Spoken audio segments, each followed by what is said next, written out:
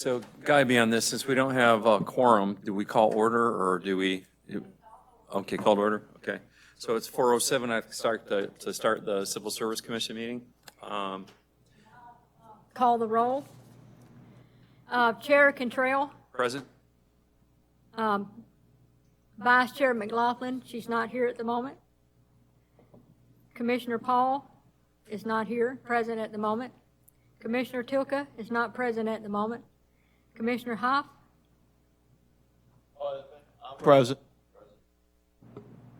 we have two present and we don't have a quorum, but we can do the oath of office and we can do the HR report if you'd like, or you can adjourn for a lack of quorum. It's up to you. But we do need to do the oath of office. I'd like to do the oath of office, let's get that going, and then do the HR report as well. Yes, sir. So I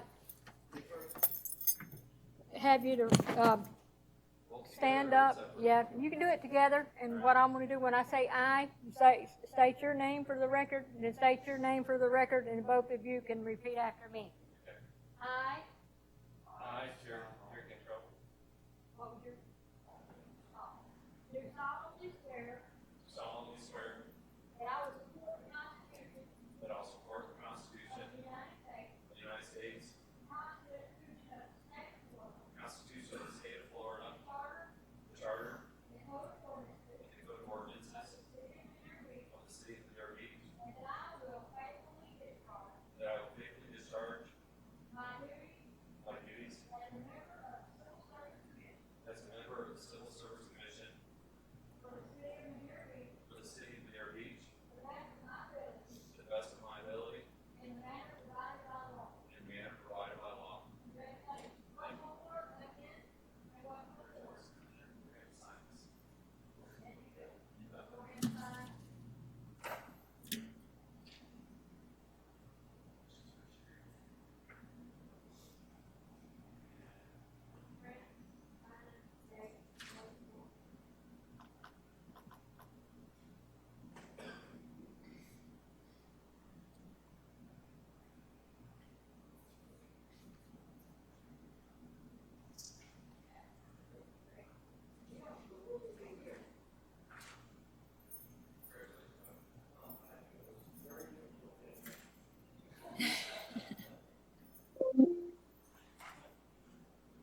Megan, do you mind go ahead and give us the HR report, please?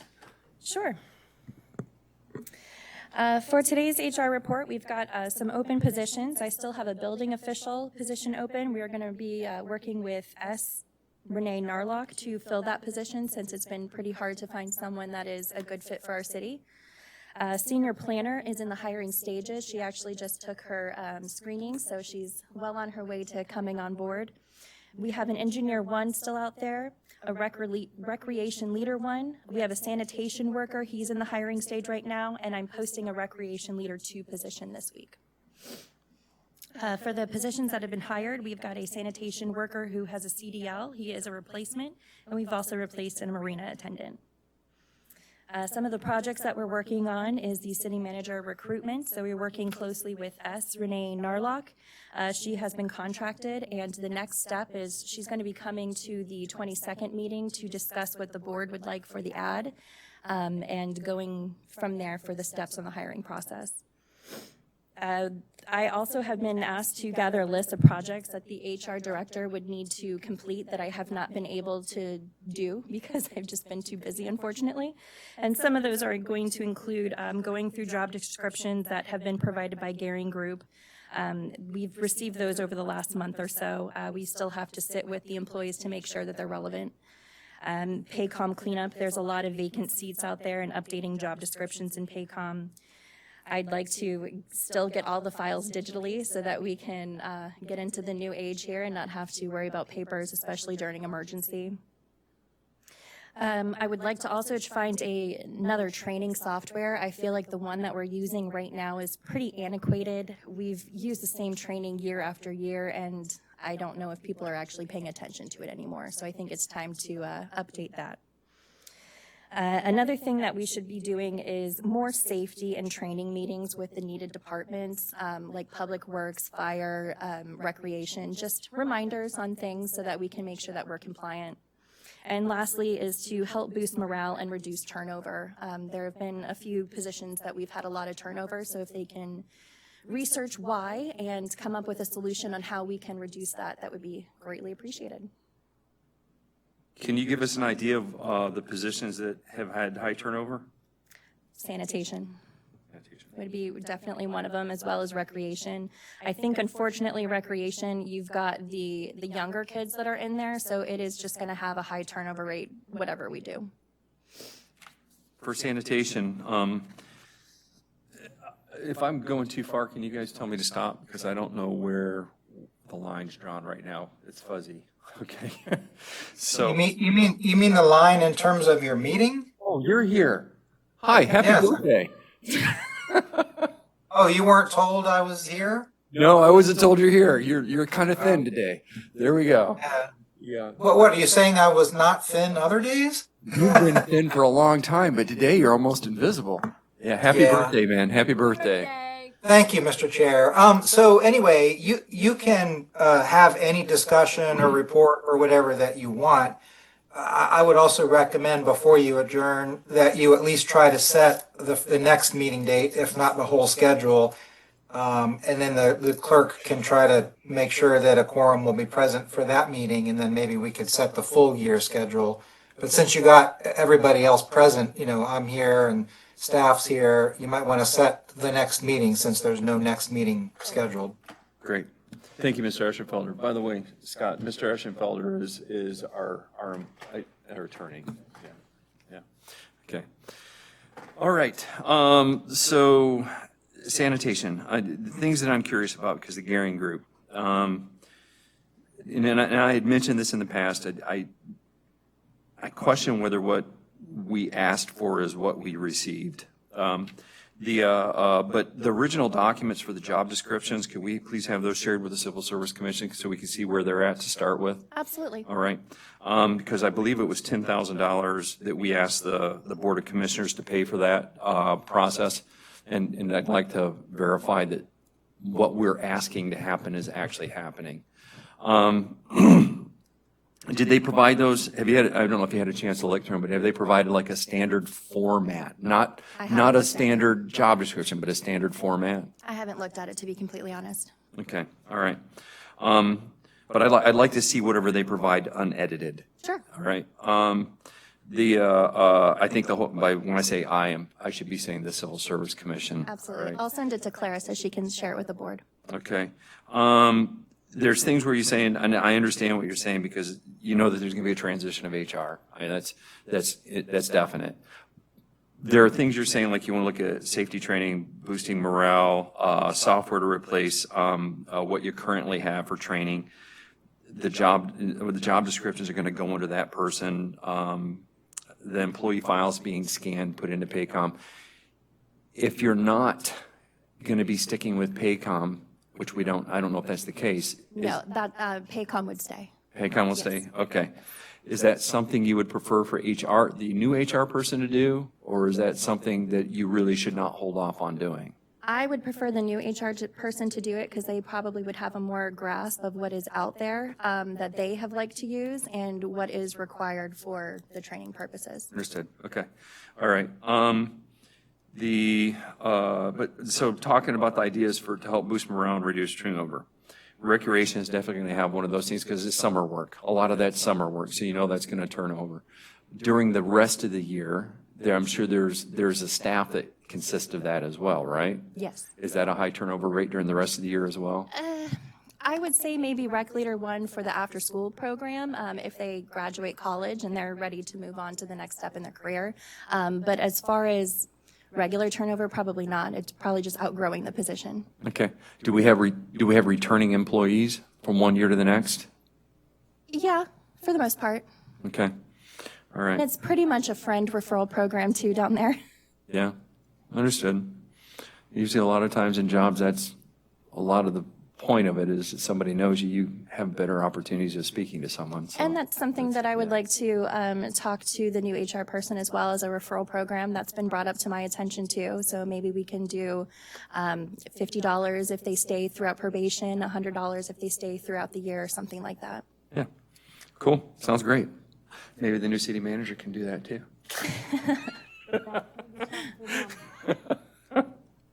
There we go.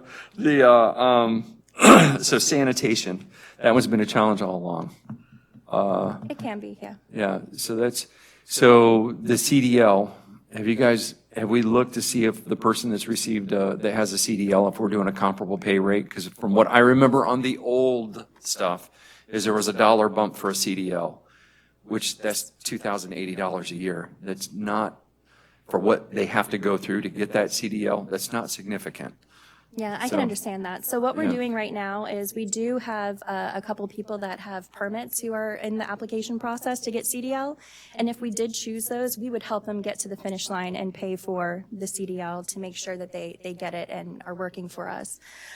We did do the salary survey, obviously, but I've also been in contact with the HR consortium. We have a live document that has all the salaries in the different departments, and Public Works being one of them, and we're pretty in line with everybody. Okay. I think the one aspect that I was thinking of is maybe a sign-on bonus or something like that to entice people to stay longer. Would that require the city manager's approval, or does that require the Board of Commissioners? That I don't know. I'd have to research that. It's an element of the compensation plan, and so it would be proposed by the manager to you guys first, because under the Civil Service Commission, you guys review, compensation.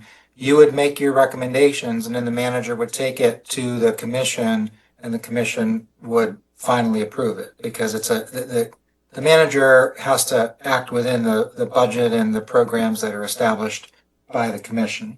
But I caution against signing bonuses, because they get the money up front, and that doesn't necessarily breed longevity. I think a better thing that I've seen some agencies do is dangle the carrot out into the future of, if you're still here in a year, you will get a longevity bonus of blah, and that gives them something to look forward to. Makes sense. Is it, because this to me sounds like time is of the essence for this, because it turns over a lot. It could be, but I have some people that we're hiring right now, so hopefully they are the good fits and they'll be Okay, there, but- so if we look at this in terms of what do we need to plan for? If we know that there's a problem with retaining employees, all right, we need to figure out why, all right? And I'm sure compensation is part of it, all right? I'm sure that's part of it. But in order to find out why, that means we need to go and ask, like the Browning Ferrises of the world, how much are they paying their employees, rather than looking at small islands comparable to the size of our island. Because if you go across the street to Seminole, you might get paid more for working for a different company. So the HR consortium consists of Clearwater, Tarpon. It's not just the beaches. How about outside of government? Because you're talking about government. Browning Ferris is not government, and I know that they actually do, We can look BFI. at, yeah, we can look Yeah. at those, as well as the Waste Pro contracts too, and what they're paying their guys. Yeah, I mean, it's a good idea to look at that, because it gives you a realistic perspective of, okay, how close are we? Sure, sure. The other side of that, if this is something that you feel that we need to go ahead and make recommendations on, can you prepare something for us that allows us to have things? I mean, Mr. Eschenfelder, does that need to go through you before we start looking at it? So like if she says, hey, like, we want to offer a longevity bonus for these types of positions, does that need to come? Well, in terms of have to, I think it's probably best that staff and I work together to come up with whatever is proposed, rather than them giving it to you and me sitting there and seeing it for the first time and saying, wait, there's a problem. So I think if the acting manager wants to pursue longevity bonuses, I've assisted other agencies. I know I assisted Manatee County back in the day. They had some hard to fill positions, one of which was paramedic, near and dear to his heart. And so I would easily be able to help them in a short period of time come up with something to bring back to you guys at your next meeting. Yeah, I would support that. And That's what we did for the firefighters for their most recent collective bargaining agreement is we quit comparing ourselves to similar sized departments because that's not who they're leaving us for. We had to really dig and compare us to St. Pete, Clearwater, Largo, the bigger fire departments, because they weren't leaving us for Treasure Island or Gulfport. They're going to the bigger departments who are able to pay more, and now we're one of the most competitive paid departments, and nobody's leaving. That's good. That's good. You have great employees, too. Yeah, I just had I'm obviously new. I just had a question with the Gearing Group. I assume that's a headhunter company. No, they're actually a HR consultant, and they helped us do our pay and compensation, or Okay. classification compensation study. Okay. Oh, so they don't help in finding the workers. Not to my knowledge, no. Who are we using to find them? I What have sources? a contract with Renee Norlock, but it's only for the city manager and the building official right now because it is quite expensive. Sure, and for most employees, what you use, Indeed, Yeah, so Paycom allows us to put it on our website and then immediately puts it on Indeed. And then for some of the positions, I'll go ahead and go on LinkedIn and governmentjobs.com and some of those. Gotcha. Okay, I just wanted to see how the process was. Thank you. Okay, back to Gearing Group. When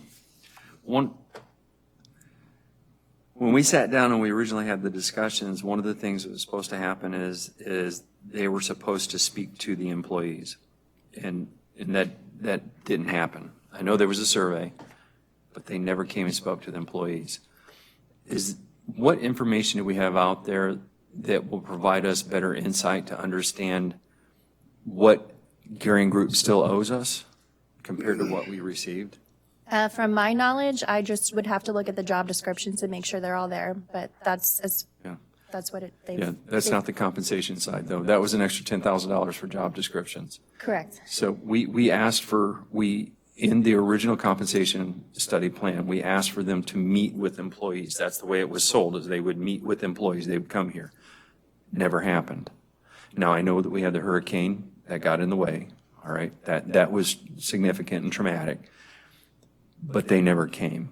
So what do we still have owed us? Who would be able to find that? I guess that would be me, and it would just be talking to employees if that's what you're after, because they've already provided us the compensation study, the pay grades, and as well as some of the job descriptions. Do we have a contract we can look at? The contract will tell us what they were supposed to do. Yes, I can give you the contract if that's what you're looking for. Yeah, and also I can look at my workers and make sure that what I'm having them to do, task them with, are there. Yeah. If we could see the contract, the Civil Service Commission, so that way we can look at that, because we can start asking better questions if we know what was on the contract. Because there are things that I believe should have happened that I don't think happened. So that, Right. just like to verify it. Yeah, and I Okay. think it's important that department directors and and myself, as a charter officer, should look to make sure what we have tasked them with for their job is there. And, there's different things that mines do to make sure it's worded correctly and stuff like that. Okay, is your mic on? Yes, Okay, all right. I'm old. I guess I probably was not close enough. Okay, I apologize.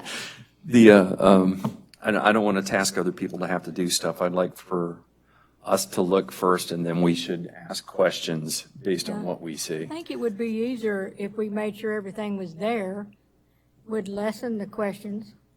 And if, you got questions on that, we would make sure that. Getting they're back to doing what is he was correct. saying about finding out with some of the people who were, I guess it was the Gearing Group who was getting HR information. Do you ever do exit interviews on people when they leave and ask them what I was thinking. what was your reason for leaving? I mean, obviously you're not trying to keep them, but a lot of times you might ask somebody, well, what was your reason for leaving? And they'll just say, yeah, it was pay, it was location, I had to move. I mean, as a former employer, I would often ask people what their reason for departure was. No, absolutely, we ask. We don't have a formal exit interview, but we do ask the employee why they choose to leave and if there's anything that we can do to make them stay. So Scott, one of the things we have as we go through this old business, make sure I'm talking about the right one. Next meeting, progress report. Is that correct? The 2025 progress reports where we have that listed? Yes, that what that correct? is what y'all On, had tasked me on with. item 9, we actually, when we were going through the policy procedure, we made a list of things that we knew needed to be addressed. And that is one of the items in there, is the exit interview. I'll read this a little later. Yeah, I haven't read it yet. I'm a new guy here. it's all right, man. You probably didn't have access to it until today. Yeah, I just got this. Yeah. We do exit interviews over at the fire department. We do them with those employees, ask them essentially what you were stating. What's the reason you're leaving? Would you come back in the future? Those kind of questions. So I can actually assist if we need to create Is there a form or standard, something standard internally. internally? That's fine, yeah. Could that be, if that could be shared so we have something to start working with, that would be. Absolutely. Yeah. Okay, great.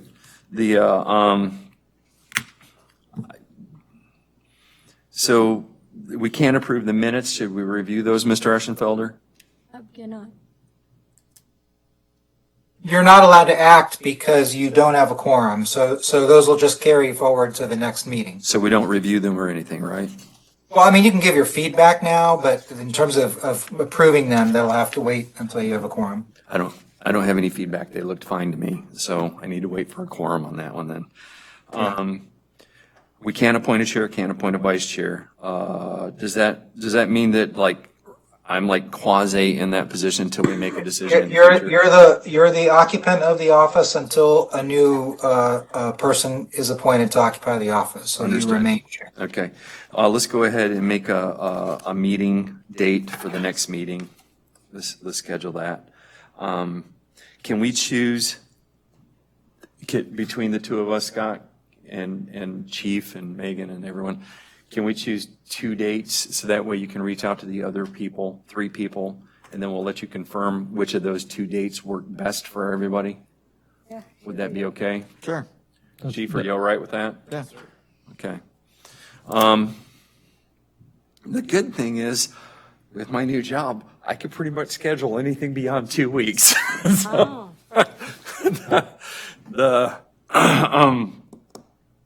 This is 2026. I need to open up. This is October. Because we still have outstanding things we need to do. November is Thanksgiving. When is the commissioners' meetings in Thanksgiving? Because there's a tightened range there. Is that correct? The Board of Commissioners, when do they meet so we don't interfere with requests for those days? and I have a calendar there where it says establishing 2026 quarterly meetings. November 12th is the. Yeah, they meet on November 12th. I'm not sure if they are going to push the workshop up or back or schedule that for Thanksgiving. Yeah, for November and December. For November, it's gave the 2025 calendar, 2026 calendar for this, thinking we was going to do it for next year. But it's on the 12th of November. We have we have a regular meeting first at 4. We have a workshop meeting at 6 o'clock. That's for the December regular meeting.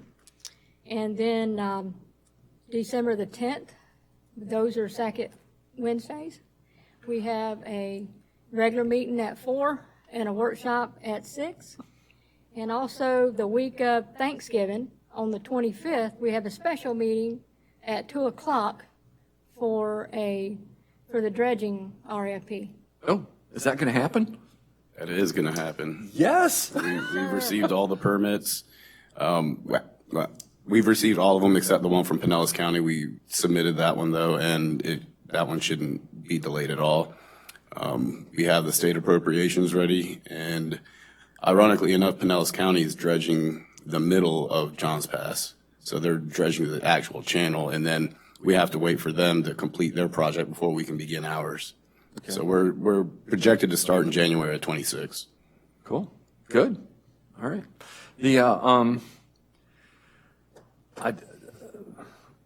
I personally don't want to do anything the week of Thanksgiving. I don't know if anybody else does, but I don't. that's, You said the 10th of December is when they had their meeting.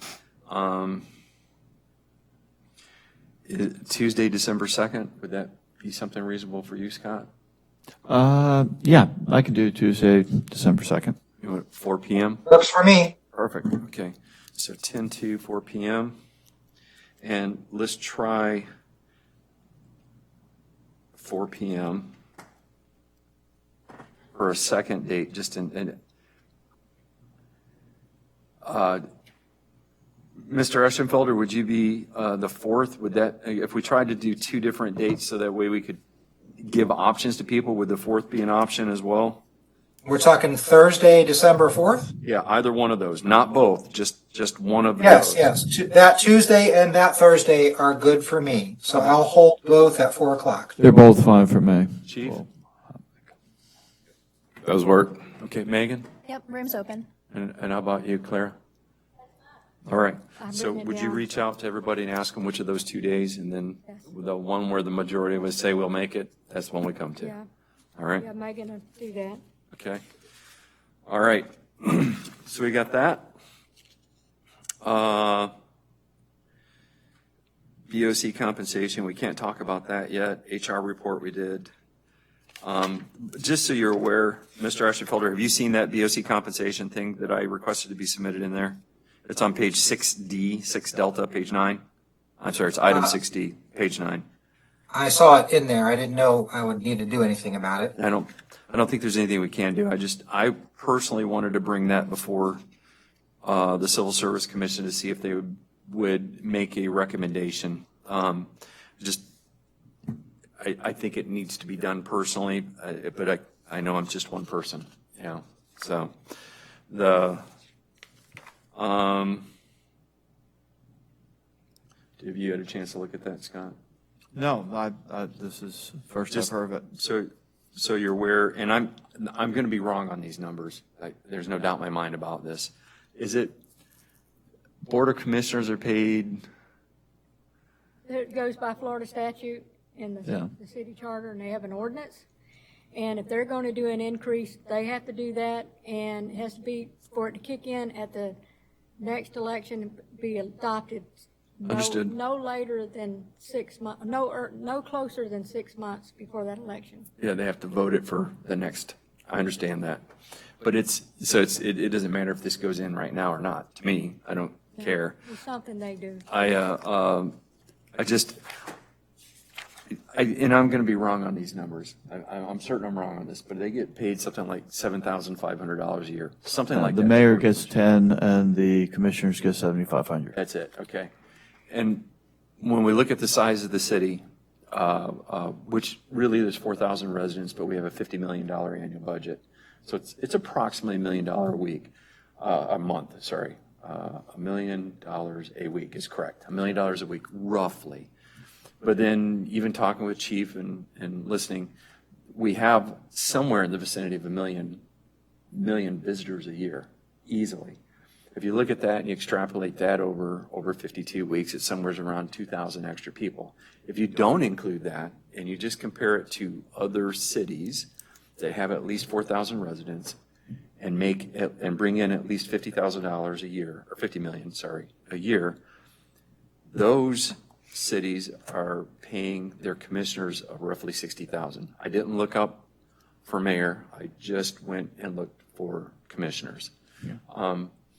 And at some point, I would like to make a recommendation that they get paid minimum wage.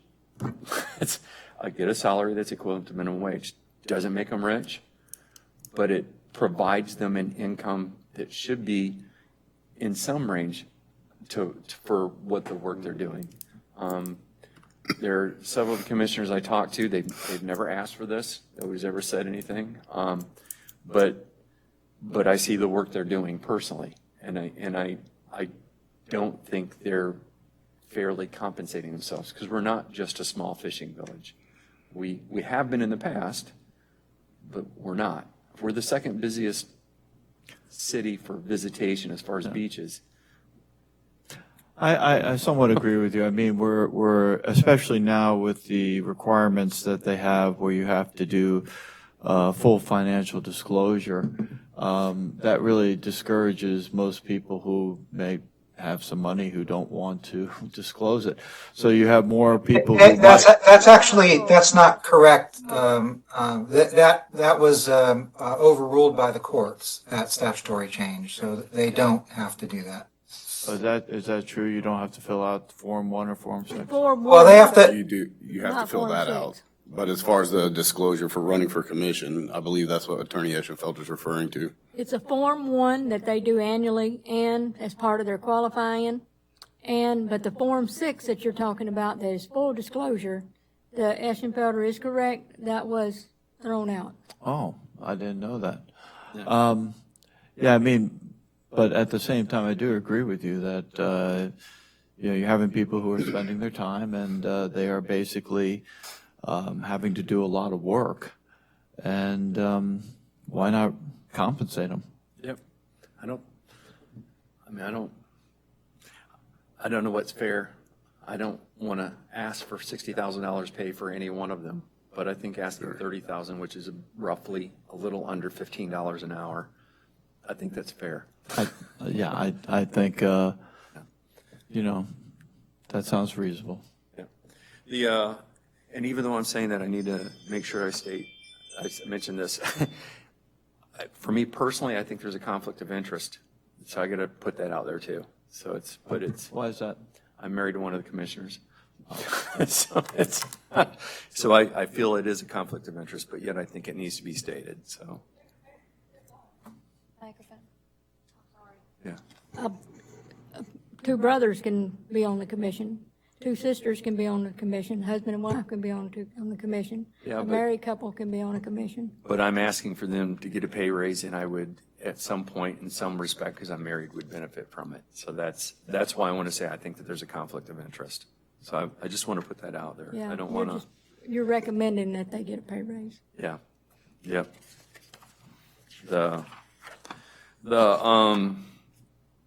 Where else can we look at? Legal advice from employees moving to exempt status.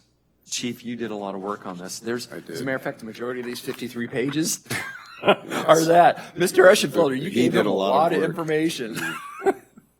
And just on the surface, it was day one for me. And looking at the Gearing Group's recommendation, there were 12 employees recommended to go to exempt status. And I started digging into the Fair Labor Standards Act, and this is all Greek, and I'm trying to wrap my head around it. And I reached out to Attorney Eschenfelder, and he gave me the black and white, cold hard facts, and I made the recommendation that 3 of the 12 could be moved to exempt status.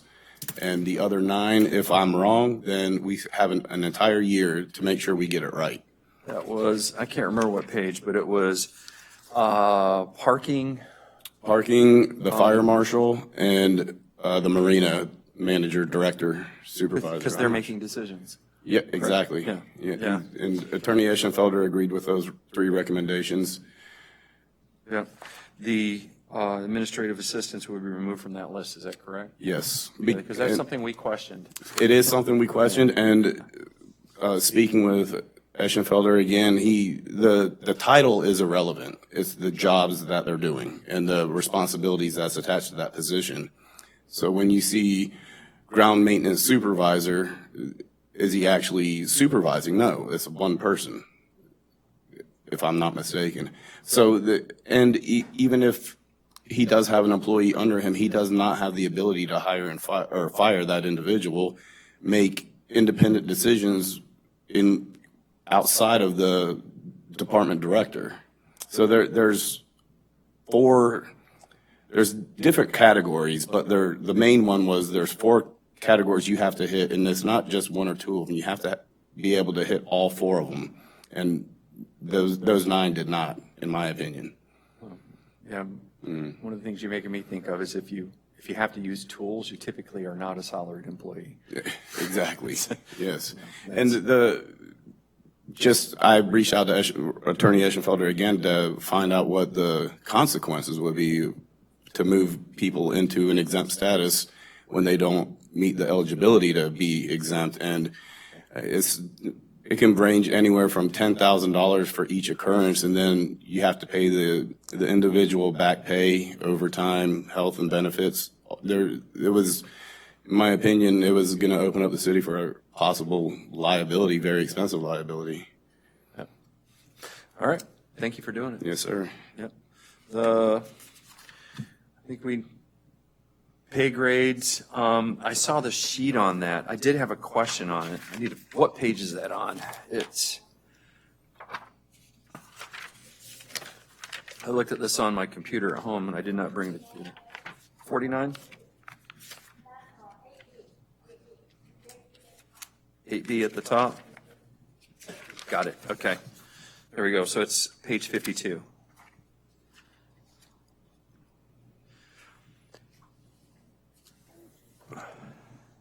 So, Megan, can you help us out here? These grades, 1, 2, 3, 4, 5, 6, 7, are those the ones set by Garing Group? No, we actually didn't take their pay grades because they included a separate pay grade starting with exempt. So we kind of just took the pay grades that we currently had, made sure all the positions were there, and added the 3% COLA. Could we have that brought forward to us, please, to the The civil Garing service? Group one? I'd like to know what Garing Group recommended, because we paid for that compensation study. And I don't recall this being brought forward to us saying that, hey, we're going to retain these and not do what Garing Group recommended, because we asked for the Garing Group stuff. So could we please look at that? Yep. So for grade 1, where it talks about a minimum and max, it gives the annual and the hourly. That's every person within that group, is Yeah, that they're correct? within that range, yes. All right, every job position within that? Yes. Okay. And it's the same for every other. The greens represent they're not safety sensitive, correct? That's correct. Now, what about the ones that are just black? They're not required to take a drug test, from my understanding, because But it's if not a they're- safety-sensitive position. But so green is not safety sensitive, Oh, I'm sorry, the black is safety-sensitive. okay. So they would be required to take a drug test and Drug do all the test, okay. screenings.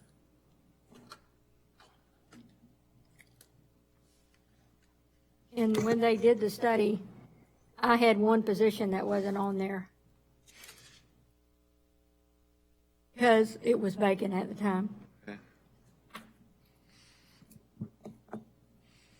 So it seems that the lower paid people have to take drug tests, while the higher paid people, to a certain extent, don't. And pretty much because they're the service workers and they work in the field where it's safety hazards. There's federal case law, Commissioner, on that point, which we discussed in great detail before you joined the commission.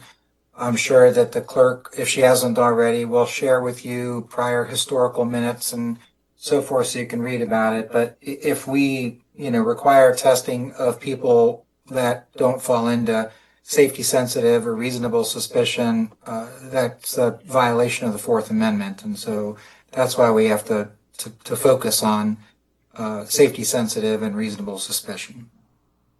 Pretty sure we spent probably the better part of one meeting just talking about that, if I remember correctly. And I'm happy to provide the meeting minutes, as the attorney stated at the next meeting, if you want to forward that, talk about that again. Okay. Okay. So we had also talked with Mr. Gomez about the departmental policies. And Chief, this is going to be for both you and Megan. Where are we at with that? Because I realize that the city manager has departed, so now I don't know where we're at in that process. Are we still going to be able to have those documents available for us to review with the revisions? I don't see why not. I think most of them were on the last meeting, but I think we were missing a few. I can research that. Okay. If I have to go back, and I didn't see it listed in the minutes, but I have to go back and look at my other notes. I thought we were supposed to have those by this meeting, but I realize that there's changes and complications. Yeah, I've had to So- put a lot of things down, unfortunately. And Yeah. that's your meeting that day, it wasn't stated to revisit at another meeting. Y'all had stated what you would like made in those, what changes, that was uniform throughout. Yep, And so, and I think that's what they were working on. I don't know how far it got, but yeah. we can always, I can add that and bring it back whenever you want to. Would like to add that, please. Megan, to be realistic, because I know you have a lot going on, I don't think December's a real time to say, hey, you're gonna have enough time to pull these together and work with people to get this, or Chief, either one, because he's not doing 2 jobs, he's probably doing more than that. I know, Robin, former city manager Gomez, he sent emails to department directors asking for any internal policies and procedures they had. At the time, I wasn't in this position, so I just know that we submitted fires, so I'm not sure. Maybe it could be as simple as looking through his email to see who all responded to that, or I have if the they ones did that it all. have been responded to. Okay. Yeah, we had them, we had listed all of them. The city manager, former city manager had put them all in there, and they reviewed them all that Okay. day. So, Chief, when we were having our meetings, this commission has no desire to tell a department how they're gonna run their department. Not at all. But those departmental policies can actually affect the person's employment. And we knew we needed to revisit that after doing the personnel policy. So what we asked was for Mr. Gomez, when we started looking at what was there, they're not a standard format. There's good content in them. Some of it looks like they should be operational procedures rather than policy, to me. But if they were to share them with you, I don't know if you would have time. It's a burden that may not be worth putting you through at this point. I recognize that. But we do need to address the departmental policies so we can do a review and say, okay, these look okay. We're not going to tell them to change them. We'll make recommendations. Sure. And then, but they really need to be put together so they look more uniform. If Section 1 says what the department is, Section 1 should be saying what it is in every department. Gotcha. Right? So that's, I feel like the easier part it's not because I'm partial to fire, but we've had long-standing policies and procedures. We call them departmental 100s. And the very first page is the mission statement. And then, it goes on to uniforms and management rights, whatever it may be. And we already have a really good format for that, for the policies and procedures. So I feel like if we just use fire's template. I think that was the recommendation from the last meeting. Oh, really? I can read in the record what you all had recommended. I think it was between you and Public Works had the good formats for the policies. Public Works definitely had a good format. Yeah. Would you? The overall, which he's correct on those others, he said the commission's overall recommendations for all department procedures included: create consistent section numbering across all departments, establish uniform formatting and organization, include effective dates and revision information, remove specific employee names and use position titles, ensure procedures are regularly reviewed and updated, because there was some information that wasn't updated, organize related information together, make information about reporting deadlines and submission requirements clearer, and use sections rather than page numbers for cross-references. Yep. That's correct. Yeah. Thank you for reading that. So that's, if you have a format that works, please.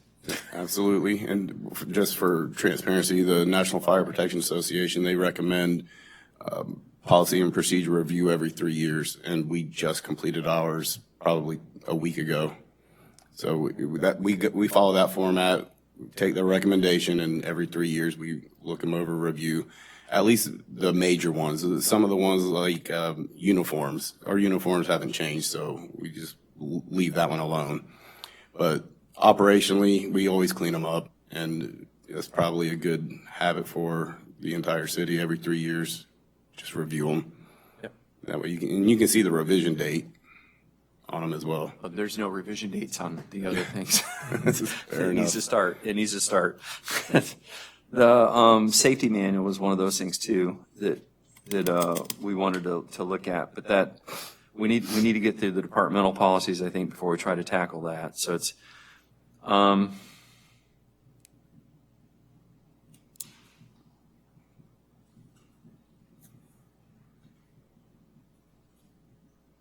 okay.